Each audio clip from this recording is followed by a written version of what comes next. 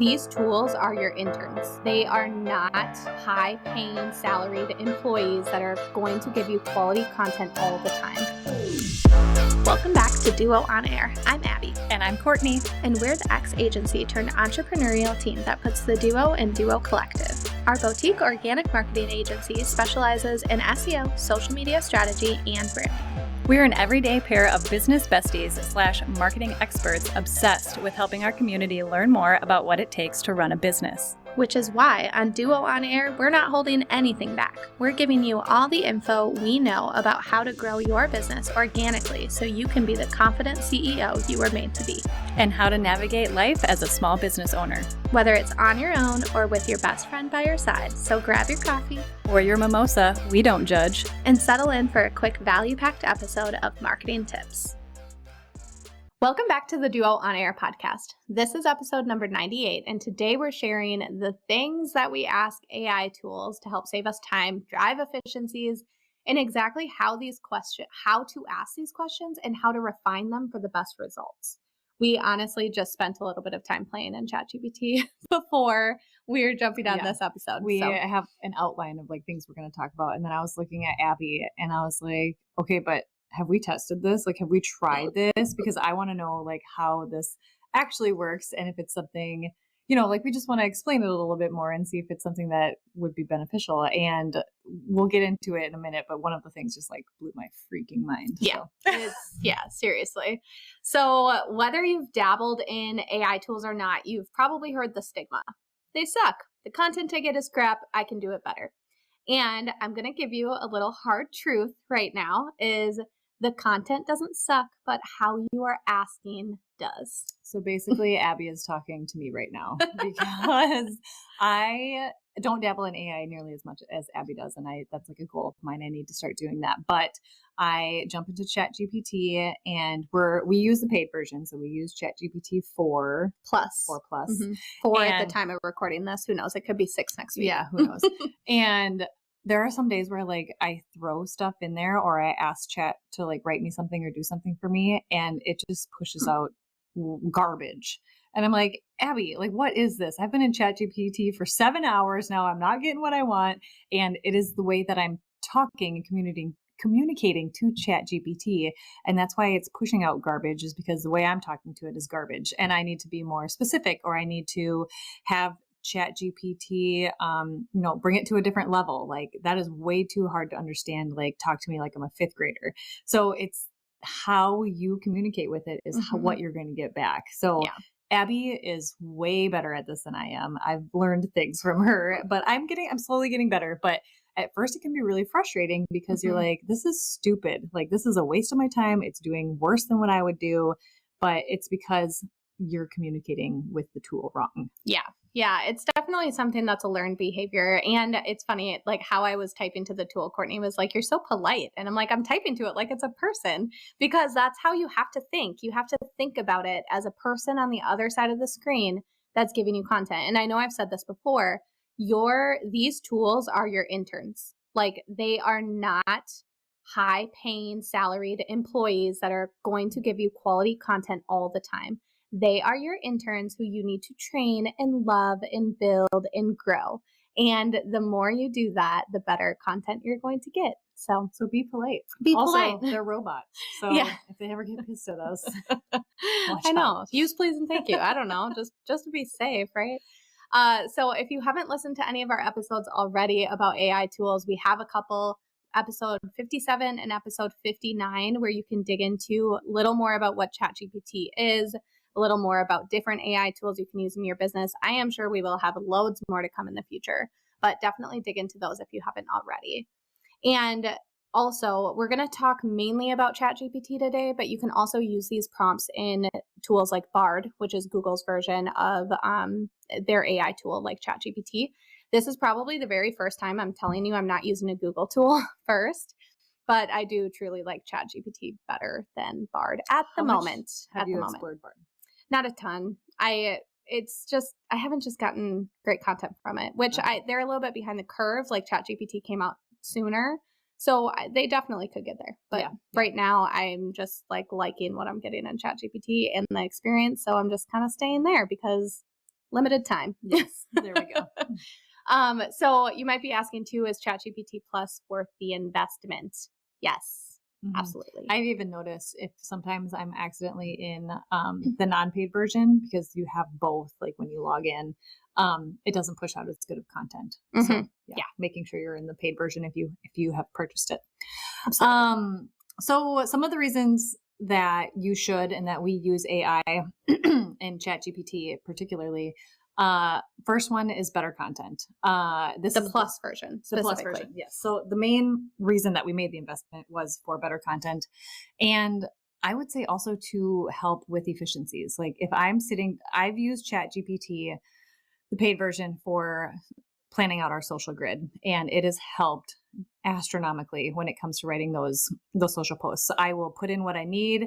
I will finesse it to make sure that it sounds like our voice if I need to, but it really has helped take our social copy to a whole nother level. And I'm not spending hours upon hours upon hours trying to craft a story for each single post that we have. Yeah, it's never copy paste. Like the expectation should never be copy paste. But I will definitely say if you ask the free version of ChatGPT a question and then you ask the paid version, you're definitely getting more quality content with the paid version. It truly just is better. It's a better, and it's not like they're trying to trick you. It truly is a better processing system, and that's what you're paying for. Yeah. And if you ever do copy paste, people are probably going to be able to tell that it was AI that you used, because sometimes it's not in your voice. And there are ways to make it sound like you and your business and your brand. Yes, which we will talk about. But at the end of the day, again, these are robots. These, like Abby said, they're your interns. They're not going to be perfect. So you have to make sure that you finesse it to fit your brand and what it is that you're trying to communicate. Yeah, it can also, so the ChatGPT Plus version, if you haven't made the investment yet and you're questioning whether to do it, just know better content helps. It can also analyze websites. You can literally drop a website in there. It'll crawl that website and be able to regurgitate information, understand the information, and we'll go through the prompts that will basically help walk you through how you can do that. But no, it can analyze different websites. It can also browse the web. So the current the free version of ChatGPT actually can only access data up to September 2021. So if you want anything that's relevant, so if you're using it for like fact checking or stats or sourcing any relevant information for yourself or your clients or anything, the free version cannot give you any of that. So making sure that you are using ChatGPT Plus or ChatGPT 4 and browsing with Bing. So when it is browsing the web, it's using Bing because ChatGPT Plus is a Bing service. So it can also analyze data. Tell the example. Didn't somebody reach out to you recently and you told them oh, go upload that PDF or that document to, I can't remember who. Yeah. So we received a bunch of testimonials from a client in image format. And so someone on our team was like, oh, they don't have that in a doc. I have to copy, I have to go write out now all of the testimonials in that image. And I was like, don't do that. Upload them all to ChatGPT and have them write it out for you. She was like, what? Isn't that mind-blowing? How efficiency and what a time saver. Yeah. So there's a lot of things like that where if you only have an image and you need to take it out, or say you want to upload your podcast, your podcast audio and have it regurgitate your transcript or your show notes, you can do things like that because it can download documents. So that part's awesome. Amazing. And then the part that Courtney was talking about at the beginning of this episode of what it can do that we hadn't tested yet, and we just did right now. And we can't talk about this if we didn't test it. I know. So we are going to we'll share in the show notes the full conversation. But it can generate images. And this is where we were like, okay, make us a cocktail. And we specifically asked what type of cocktail we wanted, what type of environment we wanted, the color of the cocktail, all of those. And then we were like, okay, it's all right. I don't love it. So we took an image that we had on our website already and downloaded it, screenshotted it, and uploaded it to ChatGPT 4 and said, hey, can you make us another cocktail image just like this that we can use on our website? I crapped my pants when I saw when I saw what it generated. 'Cause I was Courtney's like, download. I want that for the website. I was like, wait, what? Why am I searching these free stock photography platforms when I can literally just do this and get almost exactly what I want? Yeah, it's actually a really good image. It was a really good image. We're going to share it with you, and it's going to be on our website soon. So generating images, I don't know that people are going to be that great, but if you have things like for us, we share a lot of cocktails and coffee and things that represent our brand.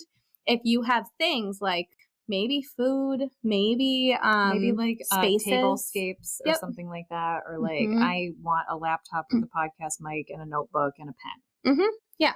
And I think you can also find some images that you already love, upload those for inspiration and have it build on that. So that's where this is where the magic happens. The way you ask and how you ask is so important. And so that's what we want to talk about today, because this can be such a powerful tool if you know how to use it the right way. Also, to all the photographers out there that are listening, if you're like, screw you guys on what you just said, it is not replacing photographers, because we got a few coffee images where like, ooh, these aren't great. And the cocktail ones, the one that I really liked, it's good, but it's still, if you look close enough, you can tell it's not a real photo, right? Yeah. So it is not replacing their jobs. This is not replacing brand photo shoots. It is meant for just little things here and there that might complement your brand. Added value. Yeah. Yes. Like we talk about this all the time where we have, 3-hour brand photo shoots sometimes and where we have a perk because it's my mother. And so it's great. We spend the whole day at a studio. We get a ton of content and we want that content to be us. We don't want to spend an hour of our time taking styled shoots of like deskscapes and of cocktails and like plus bringing all of that equipment to a studio is really hard. Yeah. So it's really nice to have those little complementary touches of photos in places that we aren't going to spend time on a brand shoot for. And that's what it's for. Like, please don't use product imagery. Like if you are a product business, do not use ChatGPT to replace the importance of having really good brand photography for your products. Correct. It is meant to be added supplemental imagery. So yeah, thank you for calling that out. Yes, because photographers, we love you. Sorry, photographers. We love you. This is not replacing you by any means, nor is ChatGPT replacing anyone. No. So please don't think that it's replacing any of the things that you offer. So before we dig into all of these prompts, I want you to do something first. And I want you to open up a Google Doc and I want you to do two things. One, define your audience, and two, define your voice and personality. And the reason why you're doing this is because I don't want you to retype the same thing multiple times, because we are talking about efficiencies here. You are going to type it out once, and then anytime you need to explain to ChatGPT who your audience is, what your voice is, what your personality is, you can copy and paste it, and then you can ask your question. So making sure that you're saying, hey, our audience is entrepreneurs and solopreneurs who are looking for ways to grow their business without spending a pretty penny on ads. We might also add things like where they like to engage, what they like to do for fun, what industry they're in, what are their biggest fears. Adding in all of those details about who our audience is going to help ChatGPT or any AI tool give you good content and understand who your audience is. So same thing with voice and personality. We like to say things like we're sitting down with an old friend for coffee. We don't use jargon. We're friendly, encouraging, motivating, and our clients' biggest cheerleaders. And we're your business bestie, and we genuinely care about you seeing real, tangible results. I want ChatGPT to know that. I want them to know that that's what we do. And occasionally, I will get things that ChatGPT goes too far, and I'm like, wow, you're really corny and cheesy, and we're not that way either. The corniness. Add a little more grit, or add some more realness, or add some, make this a little bit more authentic, because sometimes no jargon can come off as cheesy explanatory things. Super. So you need to be like, you went too far. Literally say those words. You went too far. Can you find a happy medium? And then it will come back and change it. So refine this stuff. I love Abby's relationship with ChatGPT. She's just like, okay, bring it back a few steps. You went a little too Seriously. far. But you say that. You talk to it like a person. Yeah. I have gotten, when I work on social in this space, sometimes it is so cheesy and corny. And I'm like, okay, little less corny. We need to be a little bit more serious here, or like just take out some of these words because that is too far. Absolutely. Yeah, you need to say that because then it can get you better content. Don't just say, oh, I hate this and go away and do it yourself. Right. That's a waste of time. And don't hit regenerate because it will rewrite basically what it just wrote, and it'll keep the amount of corniness in it. Yeah. You have to you need feedback. You need to give it feedback. Absolutely. And don't feel bad. It's a robot. It's not like I'm looking at Abby like, oh my God, Abby, that was corny. Try again. Right. Right. I know. Well, sometimes, I don't know. I do say corny stuff sometimes. We both do.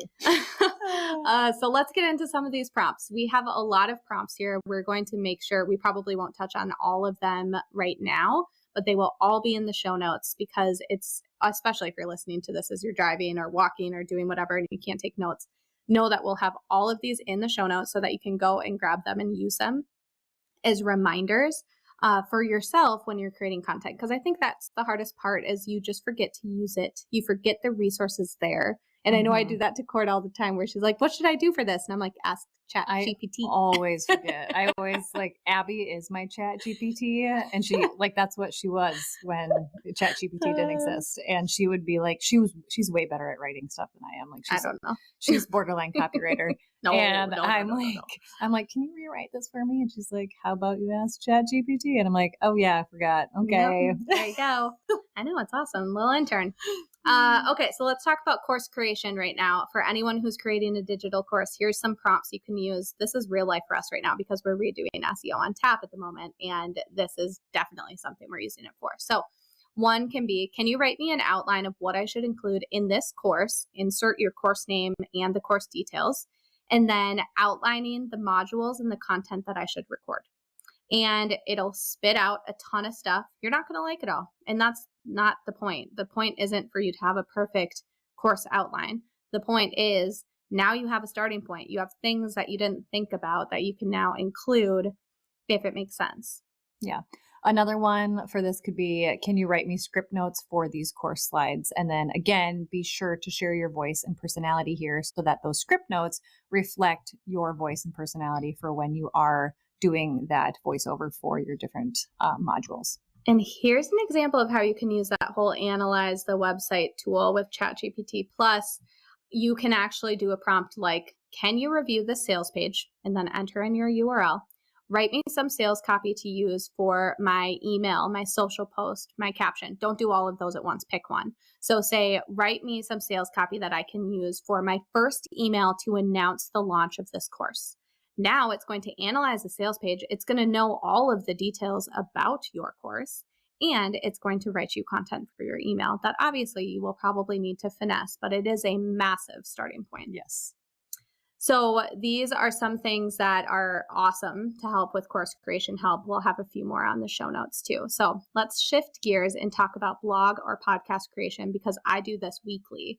Weekly, I am using this to help me come up with podcast titles, podcast descriptions, blog show note headlines. ChatGPT probably helped her write this outline. Yeah, I know, right? It's great.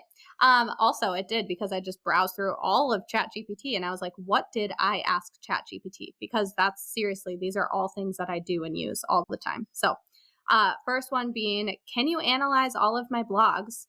I literally entered in our website URL of our blog homepage and then said, let me know what other blog ideas I could write about. And please please include a keyword that I can write with each post.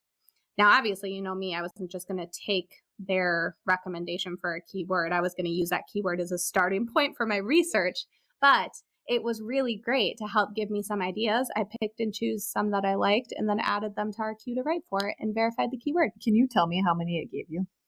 It will give you as many as you tell it to. So usually I say give me 10. I think sometimes if you don't ask for multiple, it will just spit out one. I never like the first answer. So I'm always asking it to generate 3 to 5. Sometimes I'll ask for like 10. I sometimes think the more you ask for, the crappier quality. It kind of gets. Yeah. So I usually ask for like 5 and then have them refine and then give me more. Okay. So I will say I never get what I want on the first time, rarely. And usually it's like 3 questions in that I start getting more to what I like. Like better quality. And Yep. Perfect. Another thing that I really use ChatGPT for all the time is to write me an SEO title and to write me meta descriptions. But here's how the prompts have to go, because the tools don't really know character limits. So this is super important. So I'll say things like, can you write me an SEO title that is 60 characters or less for this blog post, and please use this keyword? Could you give me 5 options? Again, this is where I'm like, I use please, I use thank you. These are great. This is the one I like. You're the best. Beautiful. Sometimes it'll compliment you back too. Sometimes I wonder if she gives ChatGPT more compliments than she does me. Oh, I'm that kidding. makes me sad. Abby's constantly telling me I'm great, even when I'm not. I'll change that. So having these guardrails in there when you're asking it to write you metadata or anything like that is super important, because otherwise it will spit you out a meta description that's 300 characters long and that will never fit. So you still need to have the knowledge to know what you have to do, like what the rules are for these certain things in order to get good content like from what it. your limits are essentially within spaces like that. Yep.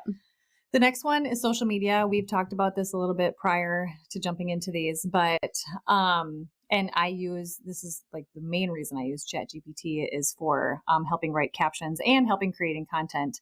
I haven't done this one that we have outlined here, but can you analyze my Instagram account and then again, obviously insert a URL or take a photo of it and make me some content themes or buckets based on what type of content that you see here that we're sharing.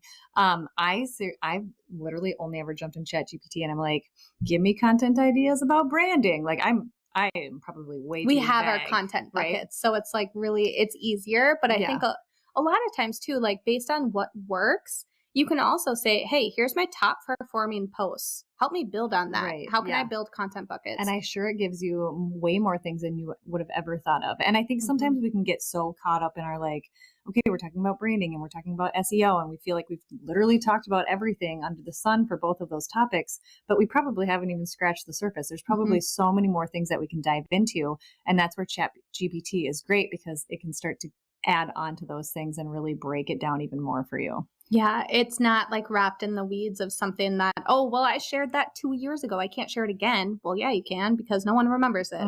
Yeah, absolutely. Repurpose. Yeah. And then obviously, like, can you help me ideate some content ideas for my Instagram for this content bucket?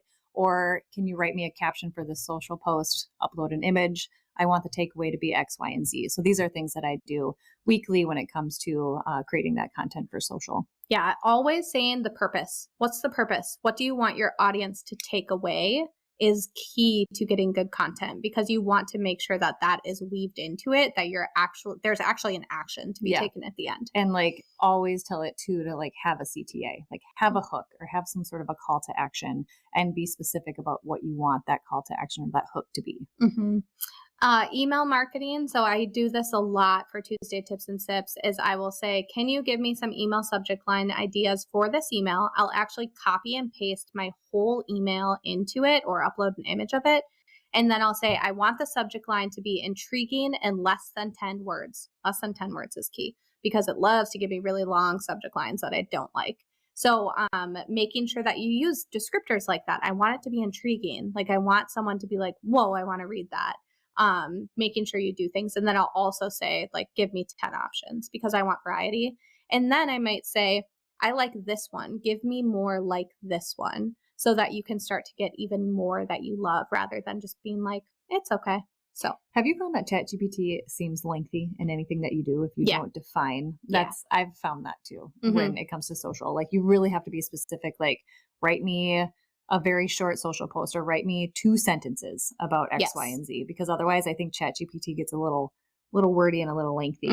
Yeah. So it does that with me for podcast description notes. So the little description that you see in our podcast before you click listen, that is usually driven by ChatGPT. I've refined it, but basically I will ask it to write me a paragraph description for this episode, and I'll upload all of my show notes or upload the transcript. And then it will understand what the podcast is about and write me a description. The description is always super long. So sometimes I'll take an old description and I'll say, hey, here's the voice and personality of this other description and how we talk and the length of that. Can you copy that and apply that to this description? And then it will spit me out something that's way better. Good to know. Yes. So some random things, these don't kind of fit into a bucket, but we use ChatGPT all the time for like brainstorming. So, can you help us come up with podcast ideas for this season, like holidays or, New Year, spring, fall, whatever? Uh, can you, or like even a milestone? So we've used this a lot too. So help us. What are some podcast ideas we can do for Halloween? Marketing Tricks and Treats was created by And ChatGPT. that was so much fun. So much fun. We also did it for our 100th episode, which actually we like Courtney's idea better, so we went with Yeah, Courtney's. actually, I was smarter than the robot. I know, so- you did good. So stay tuned. It's coming up soon. And then we've also used it for course ideas. So this is something too where like we know the course that we want to build. If you don't know, like say you're thinking about starting a coaching program or thinking about starting a course, use ChatGPT to help brainstorm with you. Like tell them all the things that you are good at, that you like to do, and have ChatGPT be your brainstorm buddy. You don't need to be like in it alone. So just using it to help ideate ideas is fun. Anytime we're like, I don't know what to do. What should we do for our holiday party? What should we give a gift? Like we need to give someone a gift. What should we give them? Like just ask. Yeah. It's just like, their little partner, So now, those are a few different buckets. Obviously, the world is endless. So hopefully there's some prompt in there that you really liked that you can just get started with. Don't feel like you have to use it every single day for everything. Like it'll get easier to use the more often you use it because you'll find new ideas. And I think it's just remembering it's there to use.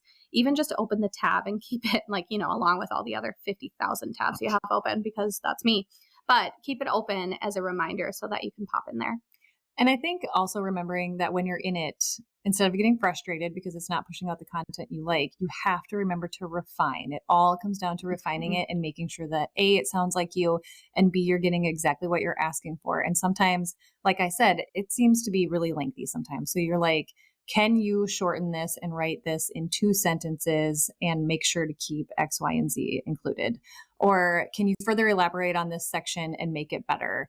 I don't like words like this and this. Can you try that again with eliminating those words? So it really comes down to being very specific, and you can tell it things that you don't like and things that you do like, and really get nitty gritty and down to the detail for how you want them to produce the content for you, essentially. We'll include some of our like favorite refinement phrases to use because like we talked about them a lot here of like, hey, can you try and match this language and then actually copy and pasting a paragraph from your blog or some language that you used in a different social post caption to have it use that to help copy your brand voice. Like it's just the tool just needs more information because it doesn't know you yet. Yeah, exactly. Another thing that you can do that is super helpful, and I'm ashamed to say I didn't start doing this until very recently, rename and label your chats. You don't need to start a new chat every single time you pop in. So now we have a chat labeled podcast title ideas. We have a chat labeled blog post ideas. We have a chat labeled SEO titles. Social. Yeah, social. So you don't need to start a new chat. You can it already knows your regulations, and you can say just following the same rules that I've written above, can you write me an SEO title for this? You don't need to repeat yourself so often. So it can be super helpful, especially if you're doing something like course ideation. Make sure it always knows what your course is, who your audience is. You don't need to repeat yourself a billion times. It's like having your own buckets within that space that you can always go back to and put in the content that you need ChatGPT to help you out with. Yeah, absolutely.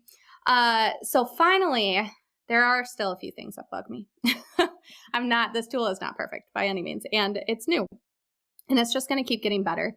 But there's a few things that bug the crap out of me. One is they love to add colons to any of my blog headlines, and it drives me crazy. So it'll be like 3 words or use your keyword, and then it will say colon and then the rest of the headline. Every single time, even if I ask it not to do it, sometimes it still does it. And I'm like, are you listening to me?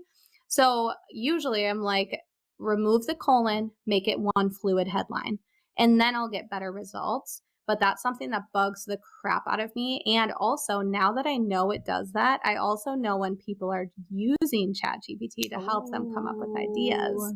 If every headline you use has a colon in it, you likely aren't revising your headlines. You're just copying and pasting.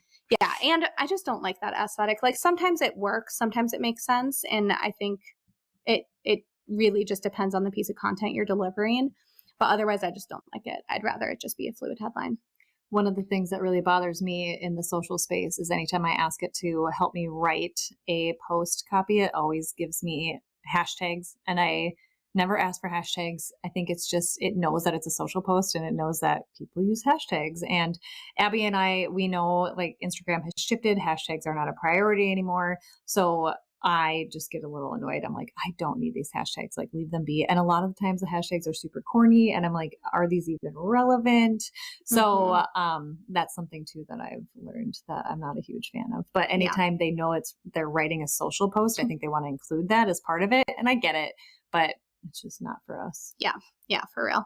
Another thing is it can be really slow sometimes. And I actually just did some research on this the other day because it was so slow and just typing so slow. And I was like, come on, this is painful.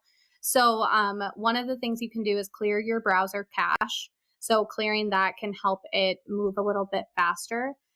You also might want to start a new chat. If you're using a chat that has tons of data in it, like you uploaded a ton of documents, you had a ton of information there, it can actually be like heavier and harder for it to dissect all that information every time you're asking.